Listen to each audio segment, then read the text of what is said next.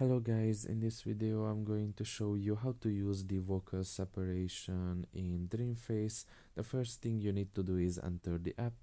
Once you are done with that and you are in the home page, you can just press on Voice Studio, and after that press on Vocal Separation.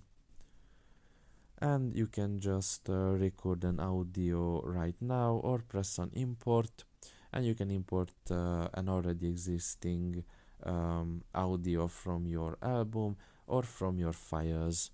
You just press on where you want to improve it from, and after that you can just select it. I don't have currently any, and after that you will be able to use the vocal separation. After that you will see how it's going to function after it. Unfortunately, I cannot really show you the exact example because I don't have right now an audio file. So that's pretty much it really. I hope this video was helpful to you. Thank you for listening and see you next time. Bye bye.